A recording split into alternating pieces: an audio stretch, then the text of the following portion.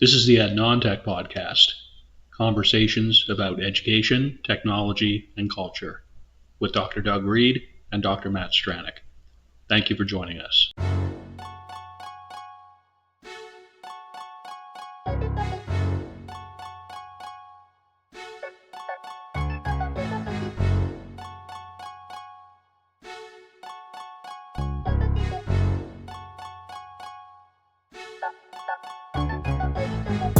My name is Dr. Doug Reed, and I am located on Abagway, the traditional and unceded territory of the Mi'kmaq people. My name is Dr. Matthew Stranick, and I am on Treaty Number 8 territory, the traditional meeting grounds and gathering places of our First Nations, Métis, and Inuit peoples.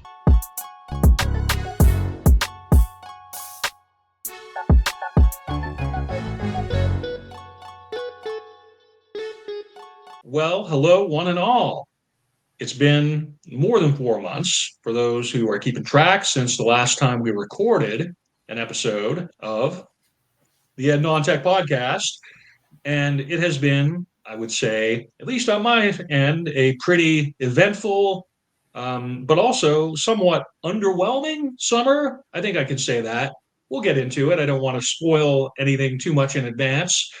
But I just wanted to say that from my standpoint, again, it's absolutely great to be back here with the inestimable Dr. Doug Reed. Doug, it is always a pleasure, and I'm glad that we were able to get together on this for what's going to be, as we've planned it anyway, depending on circumstances. We're going to be recording several episodes today, trying a slightly different approach in terms of the chronology, in terms of the sequencing for the season. So again, Doug, I just want to say, great to see you. And how's it going, man? It's good. It's good. I'm really looking forward to starting season 4. And of course, we're going to record a bunch because that's how we roll. That's how we do things. So yeah, well, absolutely. It's been really nice. Any particular highlights of the summer thus far? Because technically, there's still 1 week of summer left, so we are still within the summer. How's it been generally, and is there anything particularly of note, I guess you could say, from the past few months? Yeah, I had a great time. I learned an awful lot about my gardening. Awesome. I learned that gardens need water. And PEI has been in a drought for 6 or 7 weeks. So all the plants that matured early were awesome. And then all the plants that matured later didn't. They were less awesome. So that was interesting. And we got bees. So we have 2 beehives now. So I might be dropping in some lifelong learning notes, connecting things to bees and how they work. I went to Europe for a week to visit family. That was fantastic. So yeah, overall, really nice. There was ups and downs. I'm not going to dig into the downs because the downs a bit, but the ups are what I'm focusing on. So right on. Well, that sounds outstanding. I'm glad you had a chance to get over to Europe. Glad you saw some family members over there, or what have you, whatever the personal cause behind the trip happened to be. And the gardening is, I know, a pretty long-standing passion for you. Anything to do with plants, anything to do with puttering around in the backyard, I think with you, it's fair to say.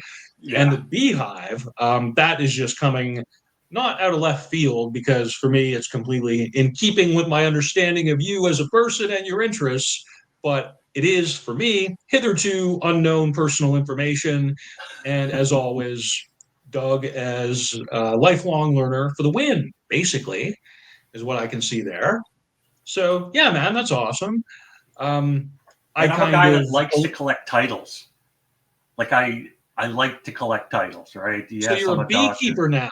Is there like a hierarchy among beekeepers, like apprentice, novice, master beekeeper, anything of the sort, or what? I am the unskilled labor version of the beekeeping. So I don't even think I hit apprentice. It's whatever's below apprentice. When my wife says, here, do this thing, I go and do that thing.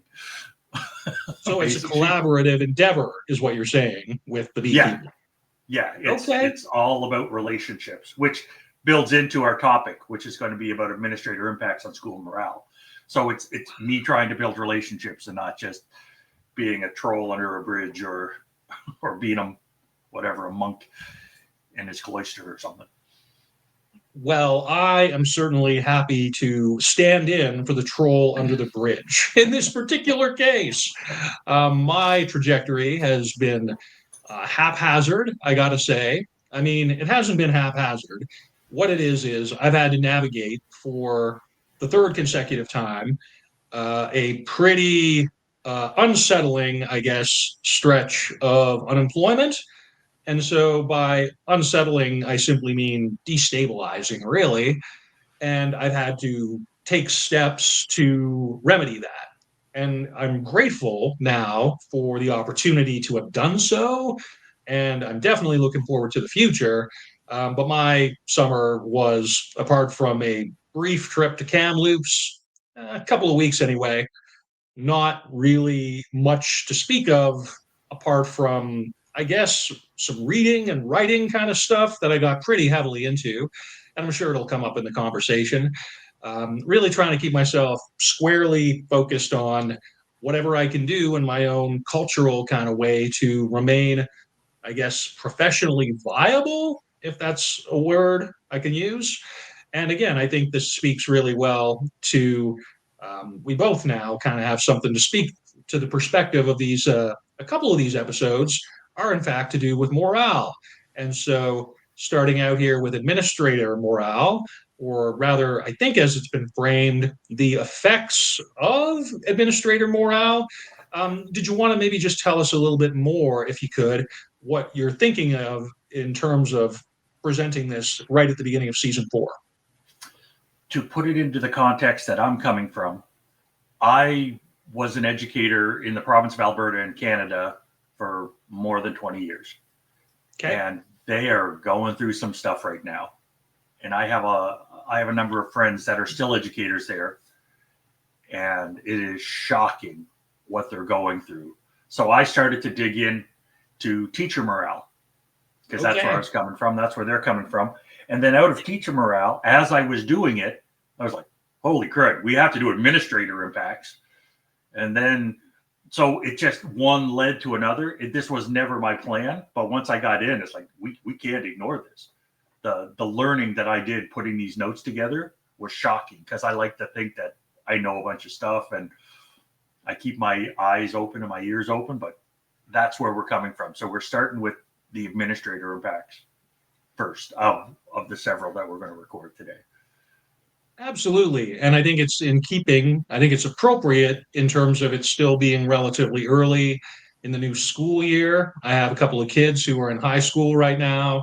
And in terms of the academic year as such, things are fully underway. There's been at least 2 full weeks in.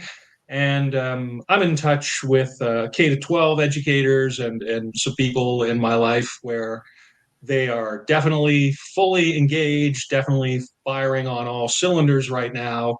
And every year, every semester, even, it's a new thing. It's a new variation on the theme. So I think that this is absolutely on point for where we happen to be in terms of, the vibes of September, I suppose.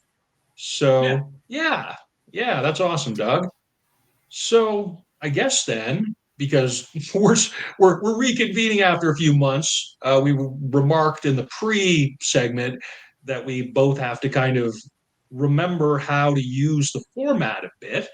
And make no mistake, there have been some tweaks to the format, which I'm sure we're going to get into, not the least of which, and I'll mention this now before we get too much further, is that this podcast no longer will be appearing on Spotify.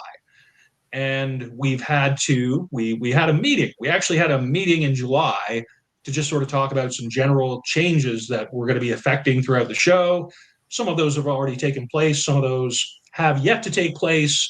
And there is, in fact, some pretty tangible progress at this point on the Ed Nontech book, which I am absolutely stoked and psyched and stoked to be moving forward.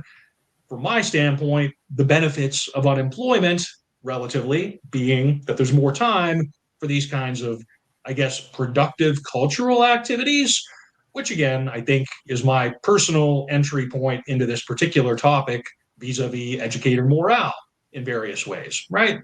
So again, much appreciation, Doug, for choosing such a rad topic, to use a term. And why don't we just jump into it here? We're going back in the Wayback Machine because that's how we do, to 1963 with this Blocker and Richardson article, which is the first one you have included in these notes. Yeah, for longtime listeners, I like to get the historical context. I like to look at the older literature to see where we're coming from, to see how the trends have gone.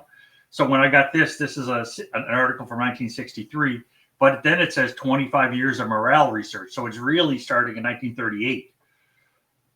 And when I looked at it, their findings after doing the meta-analysis of 25 years of research, it's whether teachers were satisfied or dissatisfied depended greatly on the quality of the administrative relationships which they were involved in and the quality of leadership. So your administrator couldn't just be a good person or couldn't be the nice guy.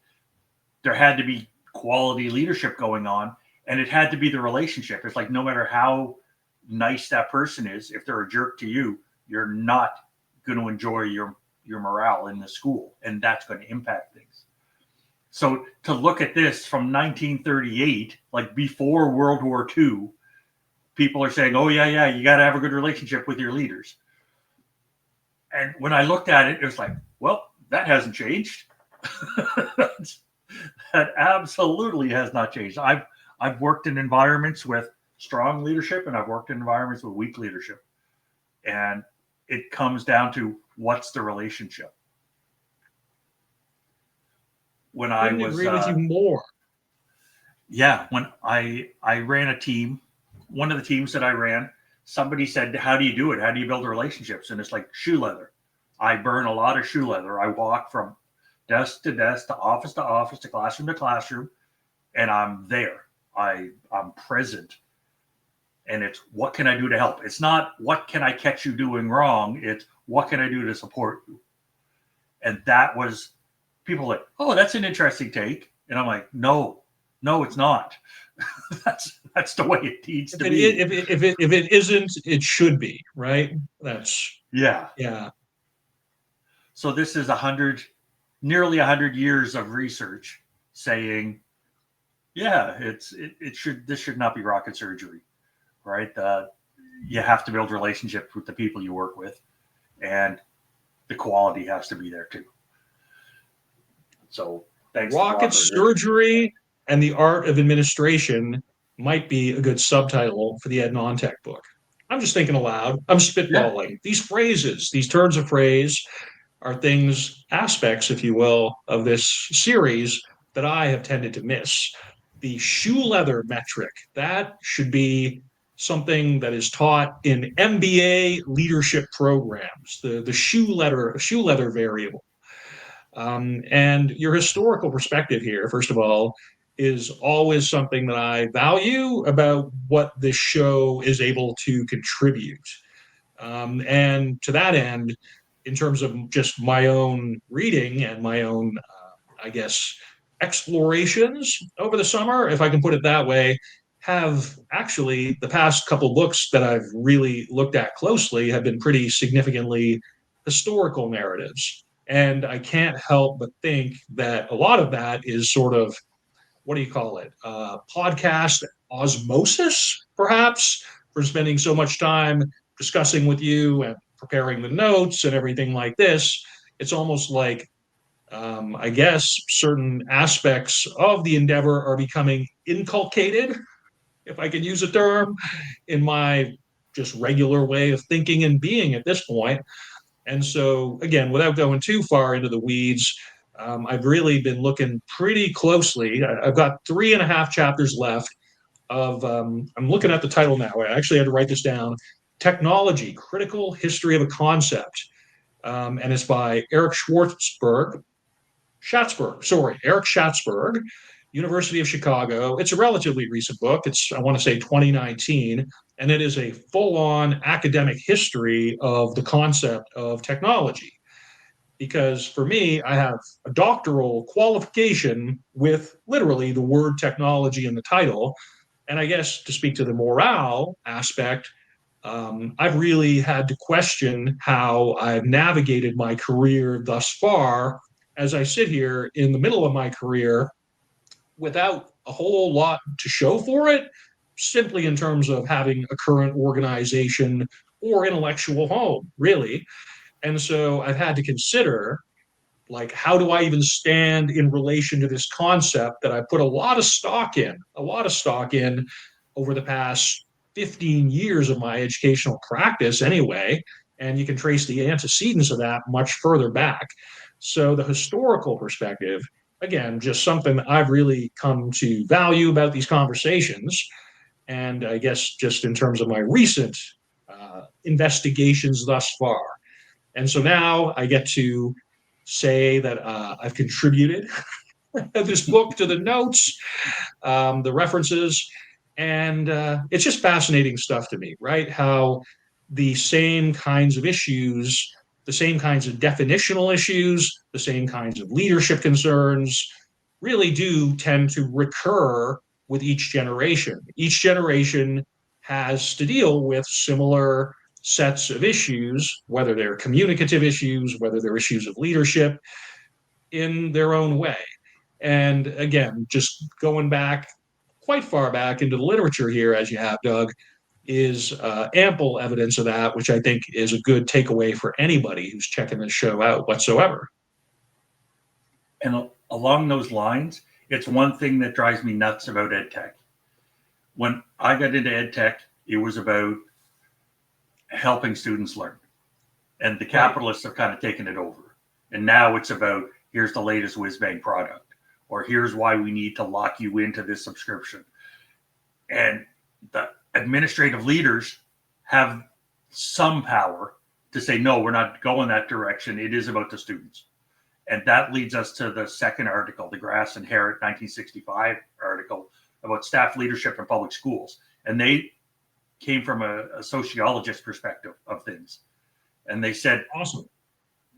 They said there is a definite connection between elementary school principals and three criteria when it comes to principals' effectiveness. And it's staff morale, it's performance, professional performance of teachers, and it's pupil learning. Because the first article we had didn't talk about pupil learning and didn't talk about the performance of teachers. It was more about, oh, are they doing all right? And it was relationship building. So it's that first day of school. You get back after summer break and everybody's kind of in a good mood because they've been relaxed for a couple of months. And then how is leadership bringing in the new initiatives? And, oh, here's the new software we have to use. Here's the new reporting software. Here's the new initiative from the government. Here's the new initiative from central office. Whatever that is, you look at first year teachers or second or third year teachers, and they're like, oh my goodness, okay, they're on board. You look at the people that have been around for 20 years, and they're like, yeah, that'll be dead in 6 weeks. I'm not engaging with that. And it just becomes, how do leaders deal with that? How do leaders present it, keep the relationship building, but focus on the stuff that's important? Because for me, my dharma has always been to help people learn and grow. So to have pupil learning in there is utterly important to me. Because if we're not here to help students learn, what are we doing? That's just where I come from. That's my bias. Well, and that's awesome. Yeah. Again, I appreciate everything you just said. You've hit on a couple of things, both in this set of remarks and previously, in as much as I just want to mention in terms of your speaking to the whiz bang, we actually have an entire episode from last season about the whiz bang in education and our standpoint on that. But yes, it tends to favor, again, I'm going to defer to Schatzberg here, looking at a instrumentalist and determinist view of technology, where the whiz bang is the lead almost, as opposed to a culturally sort of bound perspective on technology as being a collective endeavor, something that involves multiple individuals and persons, and therefore tends more to align with the constructivist and or constructionist bent of this show, I think it's fair to say. And you best believe we'll be getting into that level of discourse in these notes, but then also in the forthcoming Ed Non-Tech book. It is forthcoming in some manner of speaking. That'll be the kind of semantic twister we'll be getting into a bit, which is part of the fun of this endeavor. And again, for me, Doug, you've just hit on a lot of really salient points. Whose interest is being served by any individual administrator or administrative action, and the leadership aspect of that. Classroom leadership is real, and teachers very often are going to, with variation, perform relative to what they're observing in the administrative element. And so if they have, again, somebody who's detail oriented, analytical, a good leader, maybe charismatic, maybe not, I tend to think of that as being a secondary factor, then that gives latitude for educators to emulate those characteristics, to represent those characteristics in the classrooms, and to feel supported. Support for the teacher speaks to support for students.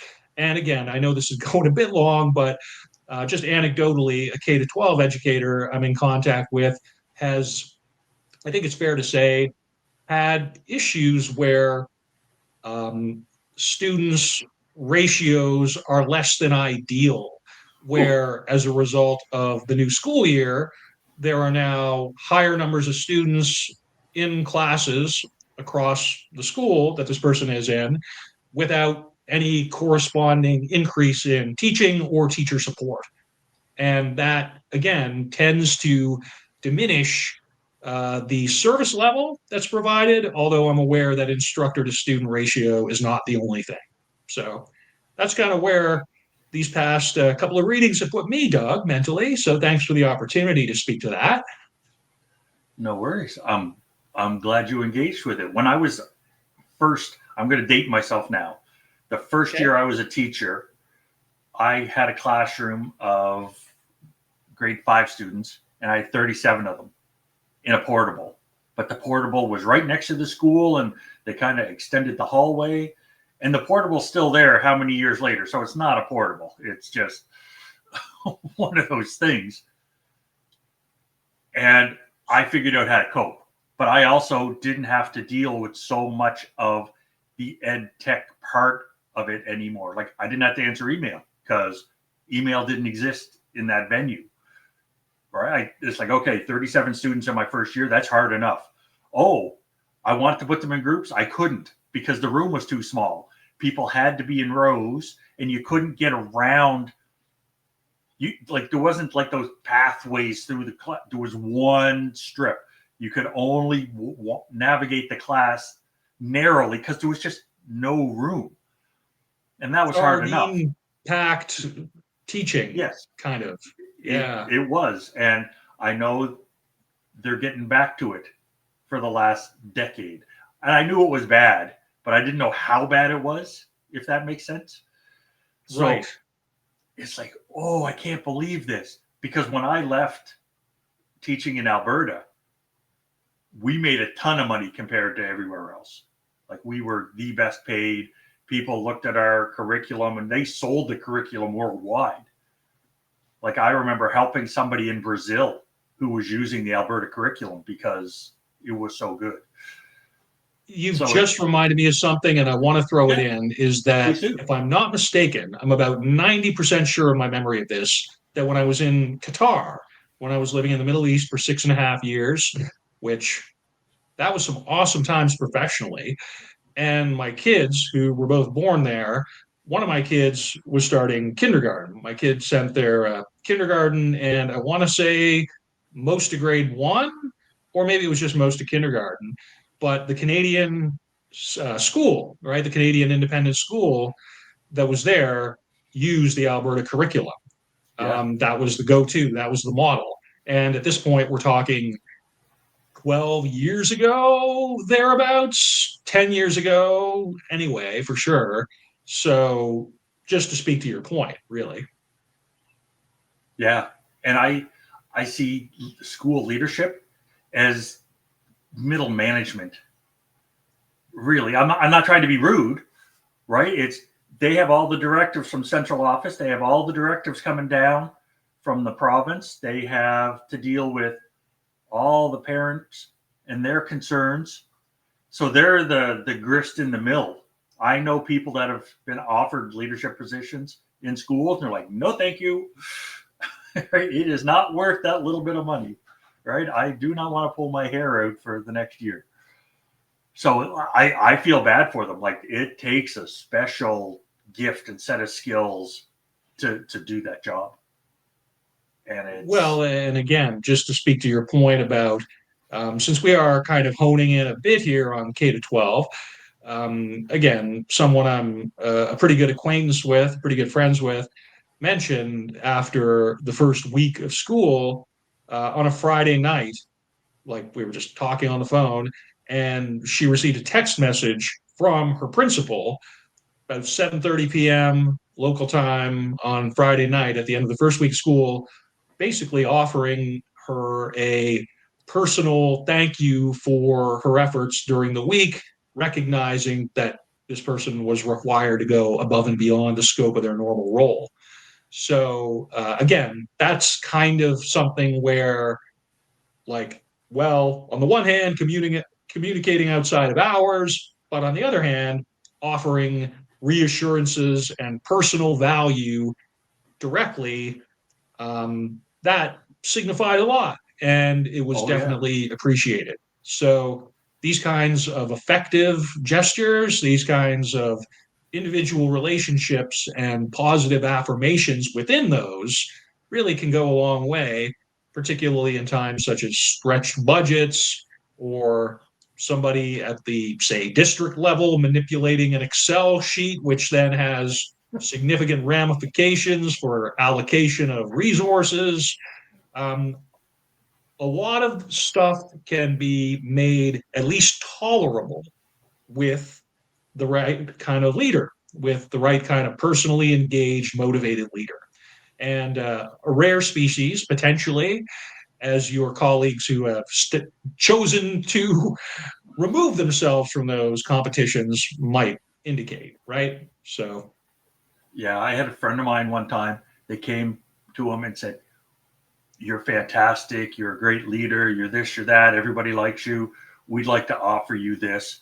And he did the math for them right there on the spot. He's like, "Okay, how much am I going to make?" You know, all the contract says.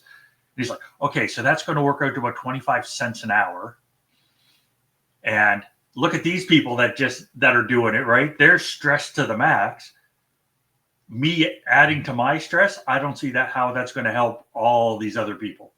It's like, so I'll be here and I'll do my thing and I won't light any fires that causes a problem, but you got to pay me a lot more and the contract won't allow it.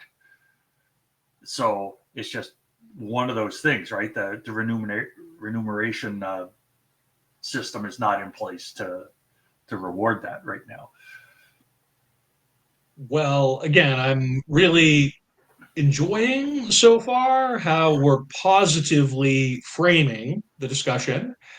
I'm going against my initial sensibility of ranting and raving about failures of the administrative class. We have taken a rather critical perspective, I think it's fair to say, over the past 3 years across this show of the administrator class.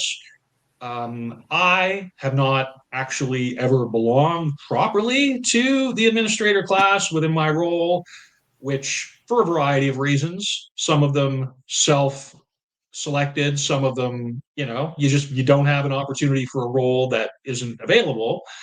But in terms of my personal interaction, my personal life experience, I've had some very supportive administrators and then some who did not seem interested in the leadership aspect of their role whatsoever, or lacked the skill set to carry out the leadership that would have been desired, right? Or required in some cases.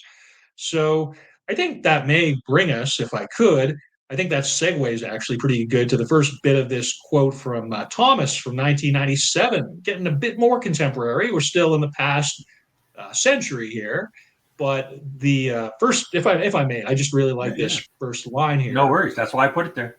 Yeah, the term job satisfaction, job attitude, and morale are interchangeably are used interchangeably as reflecting effective orientation of what's that say, individuals and their job. My Yeah. browser's doing something here, Yeah. but Individuals you get the towards their gist. job. Yeah. Yeah. So again, what are your thoughts on this particular one, Doug? I loved it. And the reason I put it in is something you just hit on with your previous comment. Okay. And that's why I've used leadership. I found leadership quotes all the way through because we talked a few episodes back about how, oh, we're bagging leaders. And it's like, nope, I never bag a leader. I bag bosses. So everything in here is about leadership and leaders. It is not about, if you want, holy smokes, we could do 10 episodes on cruddy bosses that I've had and what the research says, what bosses do to kill morale. But I'm not interested in that. I like staying positive. I have A enough of that. boss does not a leader make. That's good. Right. That's good. Yeah. Boss is a title. Boss is somebody climbed the ladder and now they have power. That does not make them a leader. So if I may, and this may be a bit of a digression, I don't think on the course of the show thus far we've spoken to these professional credentials in education which focus on leadership, educational leadership. It seems to me that since I've been involved in post secondary close to 20 years in one way or the other, where, for instance, U Calgary, just to give you an example, the Ed D program that I was part of had several different cohorts. I was in the Ed Tech cohort, and there were 10 people in that room. They fit us into one small, sweaty seminar room for the duration of the in class period of that, 2 weeks residency, whatever it was. Whereas at the same time, for the same 2 weeks, there were something like 40 or 50 people in the educational leadership specialization. And I know at least one person who has come through a leadership doctoral program in education, and that person is legit. Actually, two people, come to think of it.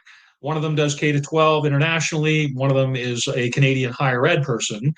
Both of them are outstanding people and definitely have the personal characteristics of an effective leader. But I do wonder, Doug, what your perspective is on these professionalized education programs which emphasize leadership. Because a pal of mine who was in the doctoral program with me, she's no longer alive, rest in peace, Kathleen. But at our census at the time was, it's like what? It's like the air you breathe, it's either there or it's not. Leadership is either there or it's not. So how do you do a doctoral program about something that simply is there or not? I wonder what you might think of that, if that's not too much of a digression, Doug. No, I'll have a go at that. For me, it's like looking at anything from the outside. I like to do woodworking, right? Just to give you an aside, we've talked about this. I've built you stuff, but from the outside, oh, how tough can that be? Oh, what do you mean I gotta have the right tools? And then, oh, I have to sharpen them. And then I have to know the proper techniques. And I knew nothing. Like I make a lot of firewood, right? And that's always my aim. It's worst comes to worst, I'll burn it. Well, not this summer because there's been a burning ban here for 2 months, but that's always been my aim because I'm looking from the outside saying, how tough can it be? And I look at leadership. I could tell what a leader is because I've met them and I know how that works, but you can absolutely get better at leadership. I got better at leadership every single day I was a leader because it's like, just like teaching, it's like you do that professional reflection and you're like, whoa, not doing that again. Right? Or, oh, wow, that worked. Okay, I am going to do that again. And I did Let's the reading. try and replicate the circumstances. Yeah. Yeah. It's like, wow, that made it a lot easier to deal with that person. Because sometimes when you're a leader, it's like herding cats. It's like, oh, what do I do in here? Because the goal is to get them to, it's like those Australian cattle dogs. Those suckers are good at herding cattle. It's like the goal is get them there, wherever there happens to be. Get them out into that field or get them into that field or whatever, or protect them from whatever they need protection from, even though they're the ones causing the problem. How do I protect them from it? So you can study it to get better. And I know I made mistakes early on, and then I read, and then I learned, and then I talked to people, and I figured out how to get better. And a lot of the people in leadership roles, it's why are they there?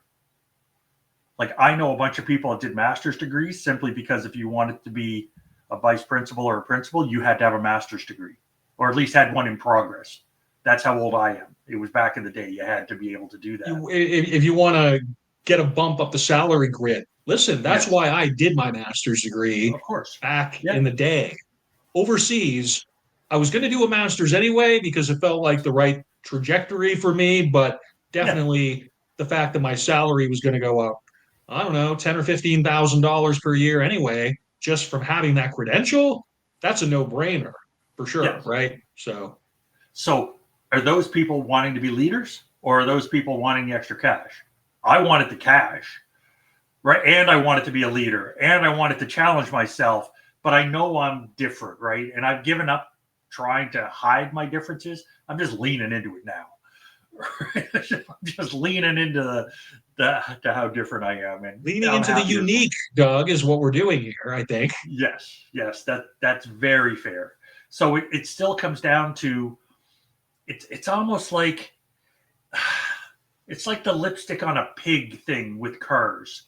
You know when you're walking down the street and a little teeny car goes by and it's got the giant muffler and it's got the flares and it's got the spoiler on the back, and it's like, what are they doing?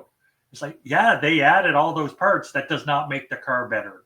The car still gets you from point A to point B, right? That's what I see. It's a conveyance. That's all it is. I could get a horse and do that too.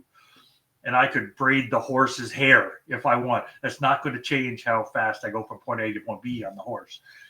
Are you an equestrian by chance, as well as knowing how to drive? I've ridden horses. Okay. I've ridden horses. I had some friends with horses. Go. So they would always give me the gentlest one because I was too gentle with it. Like there was a amount of leadership you had to do. You had to show the horse you were in charge on a lot of horses, and I wasn't good at that. I didn't want to force the horse to do stuff. And apparently that was the wrong. It's all about communication, isn't it? Really. And I wasn't communicating firmly enough, and the horse is like, what, 5 times my weight or something? You needed to establish a dialogue properly. Yeah. And I was not establishing proper dialogue. I got better, but I haven't done it for years and years and years. But it's, why did they get into it? And it comes down to the management style that they adopt. Some people don't care. Some people want to be building managers, because in some provinces, you're the building manager. You're making the contract. You're writing the contract up for the janitorial services, right? You're the one that's signing off on the scheduling with the bus companies. It's like, is that what being a principal is? Like, principals used to be lead teachers. So it becomes this mess. I've literally had this conversation with my K-12 educator pal to the effect of some discussions among this person's sort of wider professional cohort to the effect of why not have, like, as you say, right, turning the principalship into more of a lead instructor kind of role, wherein perhaps even having individual teachers, it's almost like a requirement where you got to take a year and be the principal, or you get some kind of release where for a permanent administrator that they are expected to teach X number of classes per year, to maintain their practice, to maintain their relevancy. And I recognize, to be fair, that in a lot of places, as you say, an administrator might be possibly even required to fix the sink in the bathroom or possibly, patch some electrical issue.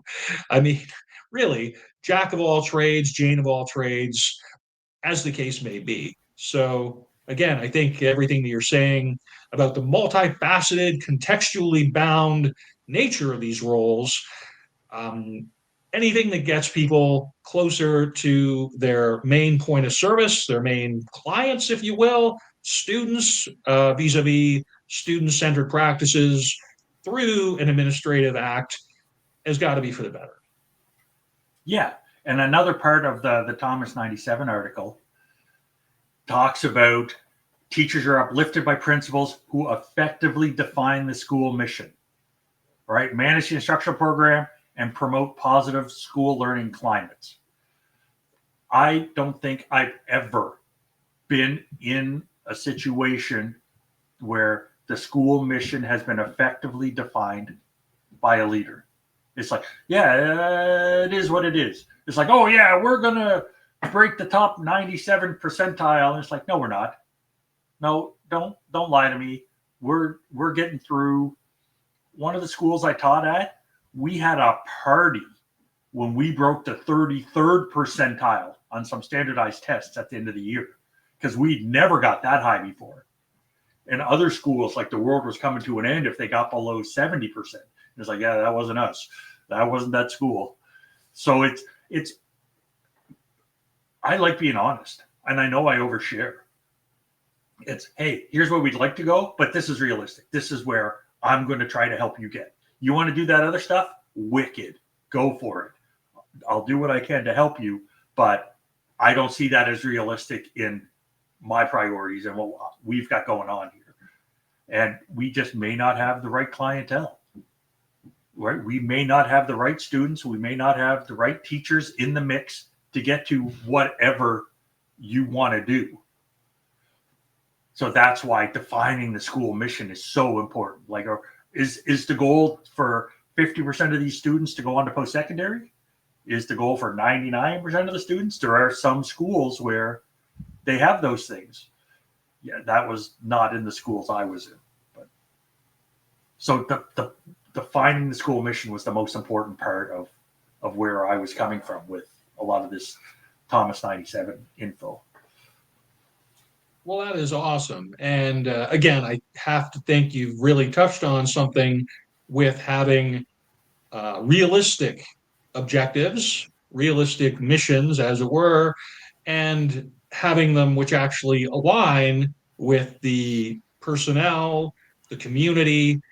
All of that really does take a lot of work to craft those kinds of statements, and then to align allocation of manpower, dollars, other kind of resources behind them effectively, such that they are realistic, that they are attainable, as it were. What the SMART objectives, that's I'm not going to try and bust out the acronym now because I'm sure I'll ruin it, but you can look it up, folks. The attainable, right? That's the Yes. A in the SMART objectives. I know that for sure. And I think that speaks a lot to what you are talking about here vis-a-vis Thomas. So are we ready now to go into the 21st century? Are we ready to look at BOSS 2019 here, my friend? Sure. BOSS wrote an article, The Impact of Teacher Morale and Student Culture on School Culture on Student Achievement. So I really enjoyed this because this was a thesis. So they when people thin slice stuff to get it published in articles, in journals and stuff, that's one thing. But I love reading dissertations that people have written because they got to put everything in the kitchen sink in because they got to pass, right? They want that piece of paper and it's crafted by so many people. Like the student is the driver, but The committee has a say, supervisor or supervisors have a say, right? All those things, the reviewers have a say. So everything was in there. And so that's just why I love it. You get such rich information that will be chopped to bits when it goes to publish in academic journals. And it's the key point, like Boss comes up with 8 things. And the first one is the teacher being appreciated as an individual by administration, right? It's like, I care about you as a person. That relationship has to be there. Because I've had leaders that have cared about me, and I have leaders that have hated me. And other people have I find told that me difficult to believe, but I'll take your word for it, Doug. Yeah, I did. I've done a lot of reading about some stuff that's been going on. And it was, I found a great line where it says, some people will tell you that I'm the nicest person in the world, and some people will tell you that I am the worst piece of filth arsehole in the world. Believe both of them, because they earned that from me. And I really liked it. It's like, yeah, if you're not kind to me, if you're mean to other people, if you're whatever, I'm giving that back hard.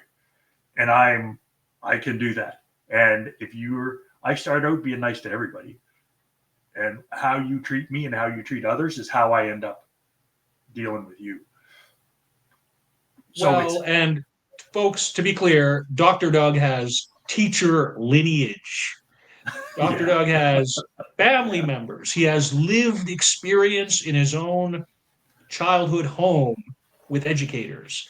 So you can take this from an informed standpoint here, because what you're talking about, I appreciate the sentiment.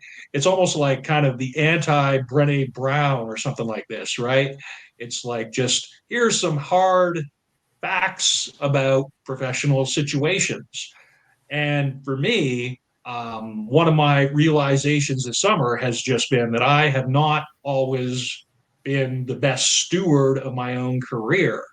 And so, not to wallow on things that haven't gone the way that I would prefer, but simply trying to think, for me, what was I thinking? What was my mentality in some of these situations that are, in this case, are, quite a few years out, or even up until more recently? What are the through lines there? And I guess, if I can, I heard you mention just in your remarks just now something you spoke to a little while ago. I wrote it down. I wrote actually even just a little word map here because I enjoyed it so much, about your analogy of making firewood out of your woodwork practice. Because you used the word craft just now. And from this technology critical history of a concept book that I've been reading, that term now has a lot of significance for me in the history of the concept of technology, in as much as the technique of the Germans was largely predicated upon the notion of industrial arts, which previous to that had been more or less the domain of handicraft kind of metaphors, right? Mm-hmm. So taking, practices, technological practices, as metaphors for things that actually occur in teaching situations. For instance, again, I just think your notion here of craft and, having to sort of produce secondary outputs, which in fact could be construed as a primary output. That's just something I think that actually has a lot of resonance as a metaphor for various aspects of the educational endeavor, my friend. So thank you for that. Oh, you're welcome. You're welcome. Now, I collect stuff.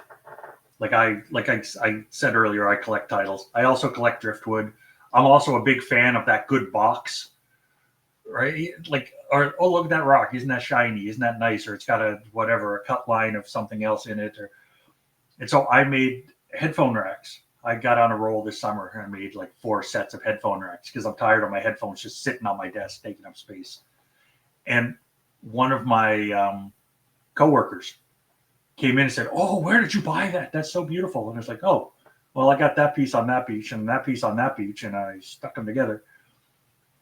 And she was like, "Oh, I could never do that. I don't have the skill." It's like, "Oh, I always aim for firewood. And if it's no good, I burn it. And if it is good, great." But having that switcher mentality has helped me experiment and be creative, because I've got plenty of stuff nobody will ever see because it's already been burnt. If you take out the concept of failure from the endeavor, if you see all aspects of the endeavor as part of a intrinsic whole, a system in which no waste by definition can exist, because those secondary outputs, the firewood, as you say, are themselves just simply reconstituted elements of the whole, serving their own Yeah. muchly valued what purpose? Because you can't heat your home in the winter with headphone racks. I don't think so. No, I'm not making that many, but No. So Bost also had something. It was Constructs of the Purdue Teaching Opinionaire. Okay. So Purdue University has this teacher opinionaire, which I thought was an interesting title. And I'm just going to read the little quote from it. Sure. And it is about leadership. It's what were the teacher's feelings about the principal, his professional competency, his interest in teaching and their work, his ability to communicate, and his skill in human relations. So this is a current thing. This is 2019. So this, so Purdue's doing this with that list. What it tells me is that women aren't leaders, because it's his competency, his interest, his ability, his skills. And it's like, oh, are you kidding How did me? that implicit cultural bias make it through editorial review is one thing I want to know. And the other point is, just to speak to Purdue in particular, Purdue University produces one of the best resources online for college writing and university writing that is out there, the online writing lab, the OWL Purdue. And it's something that I have been deferring to as a teacher when I'm required to communicate the APA standard or the MLA standard. I'm like, if you go to this website and sort of follow these inputs, you're going to find the appropriate examples and just sort of model yourself after what's there. I've used a lot of that just because I've spent almost half my career as an educator in the language or English teaching space of some variety or other. And so to me, I guess that adds a bit more cultural dissonance onto the fact that an output from them is including such gender biased kind of language, some non-inclusive language, right? It's not really up to snuff, I don't think. I think we can do better. I think we can do better on that one, Doug. So good for you for pointing that out. Yeah, I was shocked when I saw it. So that's why I added, because I did like Opinionaire. I thought that was great. I thought that was so, I've never seen that word before. So I learned about it. Then I read it and I'm like, whoa, right? I've met plenty of leaders that are women. Why is it his? That's crazy to me. But so I had to bring that up just because it's so new. You got to call things out as you see them, quite frankly. Yeah. You wonder how certain anachronisms can make themselves manifested even at this stage in our shared cultural and academic approach, I suppose. Yeah. Yep. Well, does that bring us then, Doug, closer to the present timeline with Timms, Graham, and Caltabiano, 2007? Normally that's what I do. I like to go chronologically from oldest to newest, but I wanted Timms, Graham, and Caltabiano from 2007 to be the last one. Okay. Because they're talking about trustworthiness, teacher burnout, stress, right? And just let's take a look at what's going on. And they say there's the school administrator plays such a pivotal role. Like it is like so massively important. And it comes down to the relationships and trust. And that's where I wanted to end this episode, is talking about if trust is low in the administration, morale and participative decision making is also low, right? It just is. It's so obvious. I couldn't find a single article that disagreed with it, but most articles didn't even touch it. So, and not just the teacher perception of trustworthiness is so important. It's, hey, if teachers don't trust their administrators, burnout's going to go through the roof. It just is, because it's so much harder. It's like, oh, what are they doing to me this time? Right? I know they promised that. Are they going to do it? All that time and effort contributes to burnout. It's just and in instances, if I may, just to sort of extend on that, again, just kind of speaking a bit, not directly from my own experience, but to generalize on it, that in those instances where trust may be lacking or in question between, say, frontline staff and the administrator class, then that has the effect where the educator in question, educators plural, maybe as the case may be, bring that stuff home. And to speak to the burnout, it's when you are not able to enjoy your time with your kids or your significant other or your neighbors or your friends doing your normal recreation kind of life kind of stuff because professional doubt and worry or anxiety or whatever is kind of gnawing away at you, to say nothing of people who actually work on stuff at home. I mean, God, I would never want to revisit those days again, let me tell you.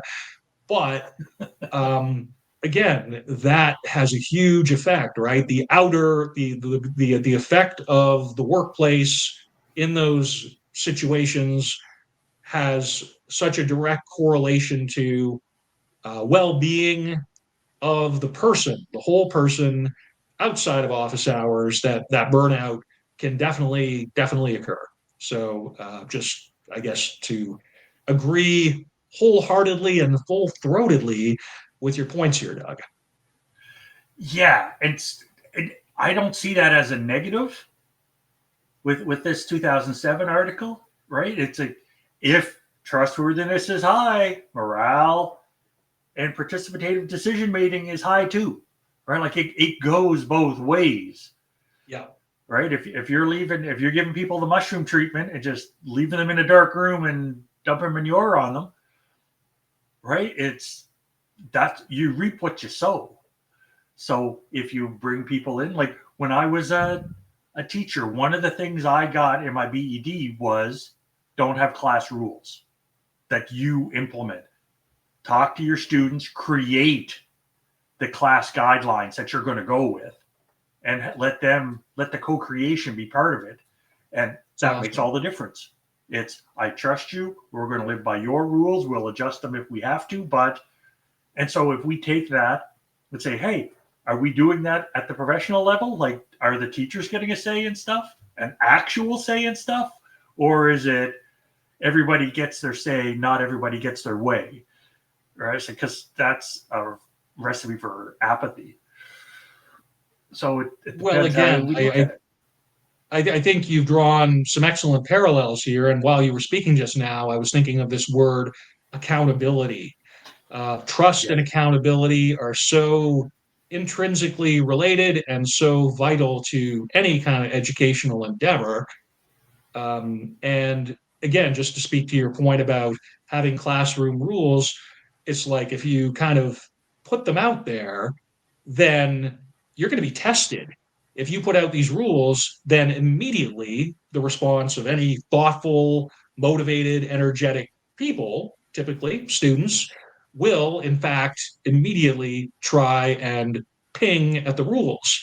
So the phrase that came to mind was just, with these arbitrary rule schemes or whatever, don't let your lips write a check that your butt can't cash. Because once you have a rule, you have to have an enforcement mentality for the invariable instance where someone is going to come up against that. So then you may, in fact, be sort of setting yourself up for, in those kinds of schemes, actually having significant classroom management issues. And so morale can work both ways on this: collaborative, student generated, student participant. It's like any work environment. If the teacher is not involved in the administrator decision process, then predictably, I think morale will go down. And bringing that to the students, again, you involve them, you make them owners of a process which they can all agree to within Yes. a relative social environment in the individual classroom.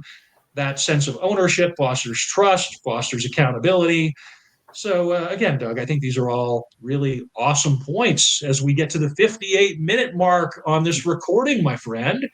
Are we ready to And just go into one some of these one other last bits in the thing, document, or do you want to speak to this a little bit more?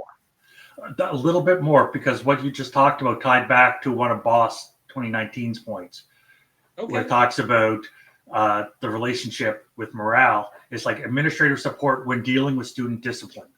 And we skipped over that originally. I was just hitting high points. But if you can trust your administration to actually help you with student discipline, that makes a world of difference. 100%. 100%. So now that was all I had to say. I'm having flashbacks to my first year teaching experience in South Korea, where as a complete newbie to teaching, no BEd, no nothing, student classroom management was front and center, because I was dealing largely with kids on the average between grade 3 and grade 10, I want to say, in that first go round. And at times I had to call in the head of the school. Ostensibly, it was a private school, but again, the principal, the owner of the place, came in and addressed the students on my behalf. And on the one hand, I felt like I was losing credibility, but on the other hand, having that instructor, sort of the principal rather, coming in and explicitly giving me a show of support, despite my obvious struggles at the time, that actually helped me through. That was its own sort of level of professional development. So that was actually something I appreciated very significantly, feeling unequipped and pretty vulnerable as a teacher, first year teacher, year zero teacher, as a matter of fact, at the time. So that's, I think, a nice way to wind down where we're going before we get into some of the visuals that you've included here, Doug. Any of these that are jumping out at you in specific? There's a lot of quotes in these. I've been grabbing a lot of quotes from social media and screen capturing them. And it's like the people you work with really do determine how much you enjoy your job. Totally. Right? If people have a best friend at work, they do way better. Their morale goes up. And if you can trust your leadership, that just makes things so much better. So much better. And then there's a tongue-in-cheek one that I really like that I grabbed. And it's like, I hate when people say, you act like you don't care. And it's like, bro, I'm not acting. And it just makes... That one features prominently in the WordPress notes, folks, which you're going to definitely want to see. Yeah, because I remember being the first year teacher in the staff room saying, oh, these are all the initiatives that you got to do.